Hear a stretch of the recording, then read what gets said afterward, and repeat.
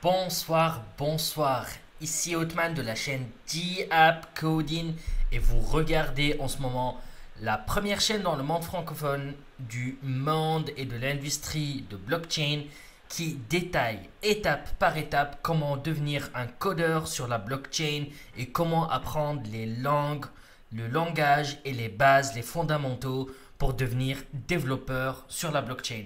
Alors aujourd'hui, nous allons continuer après la session d'avant sur les mineurs et on va détailler un concept très important qui est le concept de la preuve de travail ou le proof of work qui est un algorithme qui met en accord les gens entre eux et qui rend tout possible dans la blockchain et qui met en place la sécurité. Comme ça, c'est un protocole que tout le monde suit. Et c'est d'ailleurs pourquoi on peut avoir le Bitcoin sans pour autant avoir une entité qui contrôle ces crypto-monnaies. C'est le Proof of Work, c'est un algorithme que tout le monde suit et vous n'avez pas besoin de faire confiance à une entité ou à une équipe. Voilà. Vous faites confiance à un code, à un algorithme et on commence avec l'algorithme mathématique du Proof of Work ou ce qu'on appelle la preuve de travail. Donc, preuve de travail. Donc, rappelez-vous que tout s'agit de récompense. Donc, quand les mineurs travaillent très bien, les mineurs donc, sont récompensés pour suivre cet algorithme et pour rendre le réseau mieux protégé. Donc, c'est quoi? C'est faire en sorte que personne ne dépense deux fois, que personne ne mette des transactions illogiques. C'est le rôle des mineurs. Donc, comment est-ce qu'on s'assure de cela? C'est simple. Ce qu'on fait, c'est que, premièrement, alors, on rend les mineurs, on pousse les mineurs à dépenser beaucoup d'électricité. D'élec. Rappelez-vous qu'on a mentionné avant que les mineurs prennent les transactions du même pool et après ils construisent leur bloc. Donc ils ont un bloc ici et tous ces mineurs font la même chose. Tous les mineurs qui sont actifs dans le réseau de Bitcoin et qui sont en train de miner, donc ils construisent ce bloc, le leur, et ce bloc-là sera différent d'un mineur à l'autre. Donc supposons qu'on a un mineur 1. Et ce mineur, il a toutes ces transactions-là. Alors après, en même temps, on a un deuxième mineur. Mineur 2. Et le mineur 2, il a un autre bloc, mais le deuxième mineur, il a des transactions différentes. Peut-être qu'il y a des transactions en commun, mais il a d'autres transactions. Parce que les mineurs n'ont pas à sélectionner les mêmes transactions. Voilà. Et théoriquement, les mineurs, ils peuvent construire des blocs qui sont vides, mais vu qu'ils veulent faire de l'argent, donc ils vont sélectionner des transactions dans le même pool, dans ce parking de transactions, et ils vont rentrer ces transactions dans leur bloc. Donc, mais c'est une grande possibilité que les mineurs aient différentes transactions et différents blocs. Donc après, on a un troisième mineur, M3. Donc, tous ces gens-là bossent sur des nouveaux blocs. Et ils ont une version à part d'un bloc. Et là, à côté, on a les blocs qui sont déjà confirmés, qui sont là. Donc ça, c'est la blockchain. Et chaque bloc a des transactions confirmées. C'est déjà intégré, ça y est, la transaction a réussi, basta. Donc il y a une compétition. Donc ces trois mineurs-là, ils veulent être rattachés et être le prochain dans la liste, à être intégré. Mais il n'y en a qu'un seul qui va gagner cette place. et intégrer le bloc à la blockchain ici en orange et gagner de l'argent pour avoir fait cela. Donc qu'est-ce qu'ils vont faire? Le mineur numéro 1, numéro 2 et numéro 3, ils doivent dépenser de l'électricité pour résoudre un puzzle cryptographique. Donc ils font la compète pour résoudre ce puzzle. On discutera de ce puzzle plus tard. Donc ils vont dépenser beaucoup d'électricité. Donc là on parle vraiment d'énormément d'électricité. On parle d'usines carrément. On parle de grandes installations pour résoudre ces puzzles cryptographiques. Et ces mineurs-là vont résoudre ce puzzle. Et si le mineur numéro 2 est le premier, donc son bloc va être rattaché à cette blockchain et les autres sont détachés.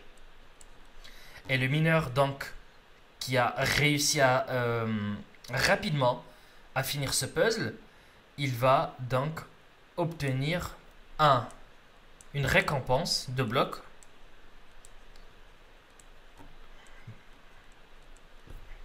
Donc c'est une inflation. Alors, ils vont avoir une inflation en Bitcoin et vous aurez des frais de transaction de toutes les transactions que tu as dans ton bloc. Donc, premièrement, vous avez une récompense pour avoir inséré votre bloc à la blockchain. Et deuxièmement, vous avez les frais de transaction de toute la liste de transactions que vous avez insérées dans votre bloc. Donc, vous voyez, voici la motivation principale pour la compétition entre mineurs.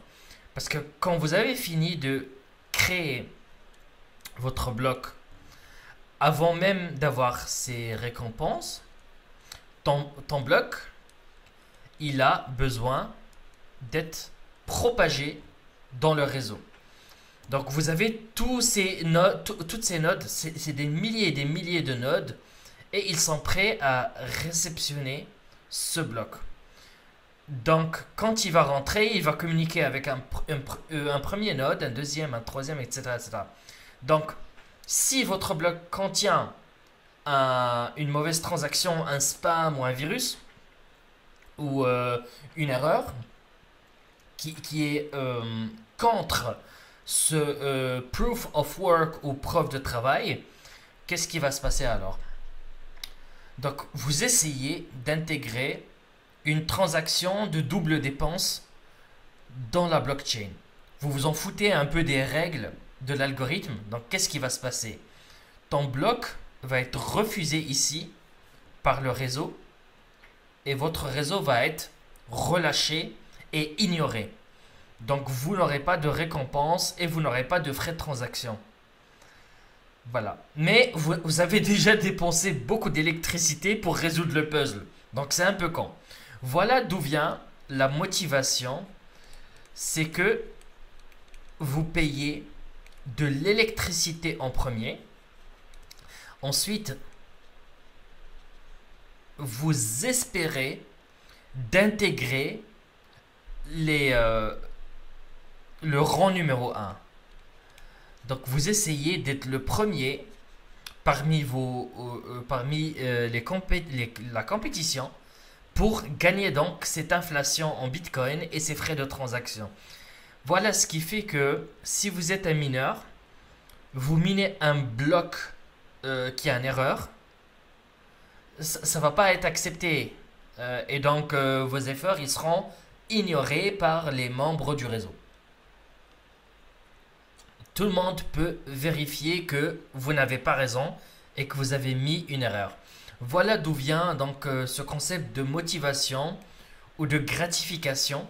Donc vous avez un puzzle ici que vous devez résoudre et tout le monde essaie de le faire, mais il n'y en a qu'un seul qui va y arriver en premier et il va obtenir la récompense. C'est simple. Voilà.